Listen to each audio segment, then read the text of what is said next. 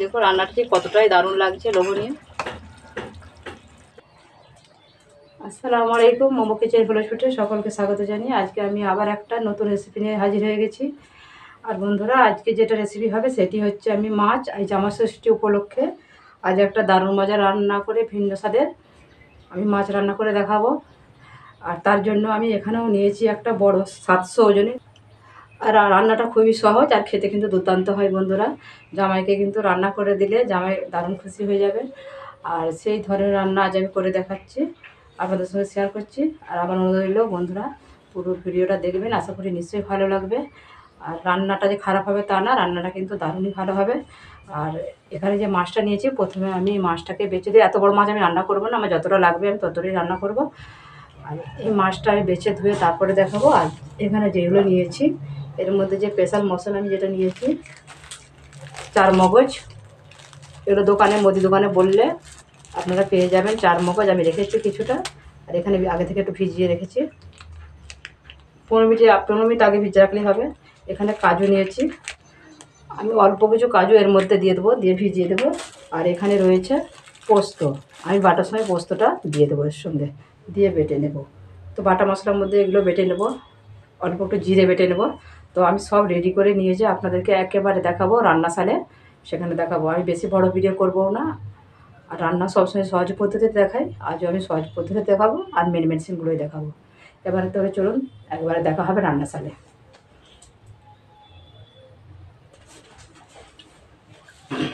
হ্যাঁ, আর একটা কথা বলা হয়নি। তো আজকে আমার শুধু বাড়িতে মাছ যে হচ্ছে তা না বন্ধুরা, আজকে আমি যেটা রান্না করবো আরও রয়েছে তার সঙ্গে যে তরকারি রয়েছে। একদম নরম দেখে আমি ঢেঁড়স নিয়েছি, কচি কচি ঢেঁড়স নিয়েছি, দেশি ঢেঁড়স। তো এই ঢেঁড়স রান্না করব আর এই কলমি শাক আমি ভাজা করব। তো এইগুলো আমার তরকারি দেখাবো না, আজকের আমার স্পেশাল রান্না যেটা মাছ রান্না সেটাই আপনাদের সঙ্গে শেয়ার করব। মাছগুলো আমি বেছে ধুয়ে পরিষ্কার করে নিয়ে চলে এসেছি। এই দেখুন, এবার এর মধ্যে আমি ভাজার জন্য মশলাটা মাখিয়ে নেবো আগে থেকে। এবার এখানে পরিমাণ মতো আমি দিয়ে দিলাম, অল্প একটু হলুদ গুঁড়ো দিয়ে দিলাম।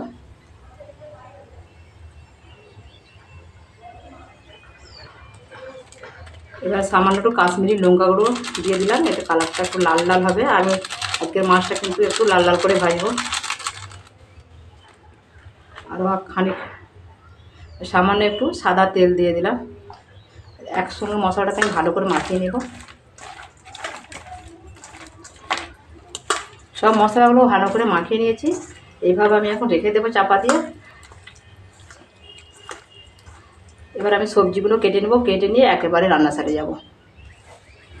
চলে এসেছি রান্নাশালে। আর এখানে আমি চুলা জ্বালিয়ে দিচ্ছি, কড়া গরম হয়ে গেছে, তেল দিয়ে দিয়েছি। এবার মাছগুলো ভেজে নেব।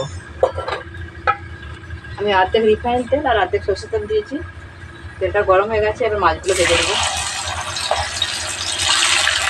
মাছ ভাজার জন্য ভালো করে তেলটা গরম করে নিতে হবে। এবার আমি এক পিঠটা উল্টে দেবো।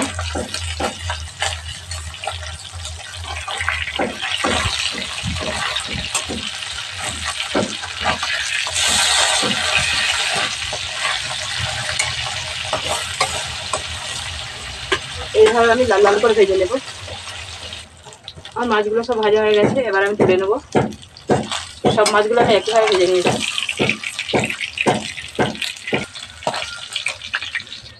এবার এর মধ্যে আমি আরও কিছুটা সরিষার তেল দিয়ে দেবো।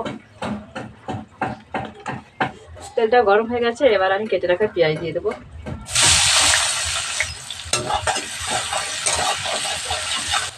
পেঁয়াজটা একটু ভেজে নেব। পেঁয়াজটা হাফ লাল হয়ে গেছে, এবারের মধ্যে আমি মশলা দিয়ে দেবো। এখানে বাটা আছে, কাঁচা জিরে বাটা আছে, আদা বাটা আছে, গোলমরিচ বাটা আছে। আদা চামচ, এই চামচের 3 ভাগের 1 ভাগ। 6টা গোলমরিচ আমি গুনে গুনে দিয়েছিলাম।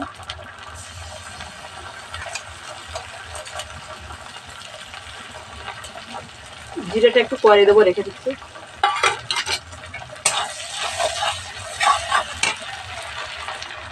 পরিমাণ মতো নুন দিয়ে দিলাম।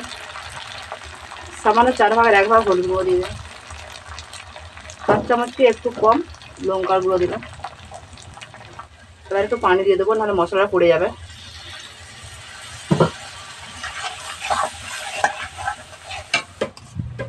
হাফ চামচ জিরে বাটা দেবো।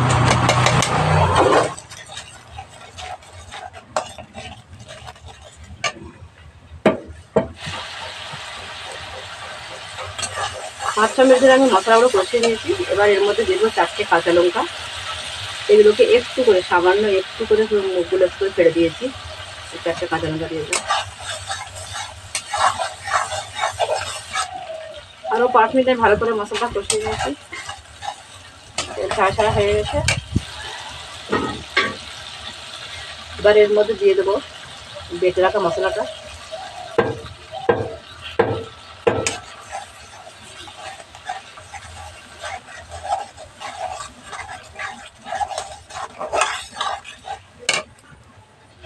বাটিটা ধুয়ে পানি দিয়ে দেবো।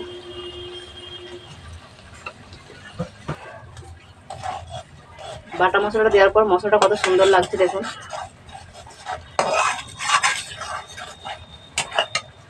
দারুণ লাগছে ঝোলটার কালারটা। আর একটু কষে নেব আমি।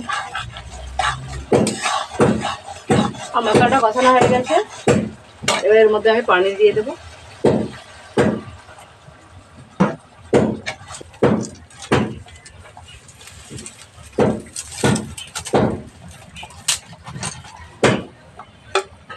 আর এর মধ্যে আমি ভেজে রাখা মাছগুলো দিয়ে দেবো। সবই দিয়ে দিচ্ছি, অল্প কিছু রেখে দিয়েছি।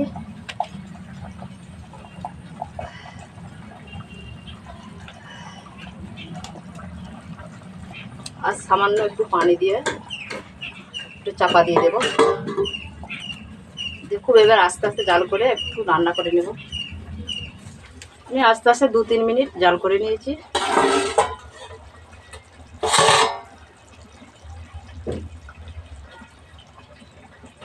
দেখো রান্নাটি কতটাই দারুণ লাগছে, লোভনীয়। এবার এর মধ্যে আমি ভাজা জিরেগুলো সামান্য একটু ছড়িয়ে দেব, দিয়ে এবার নামিয়ে নেব। আমার মাছ রান্না একদম রেডি। এই দেখুন কতটাই ঠিক লোভনীয় হয়েছে।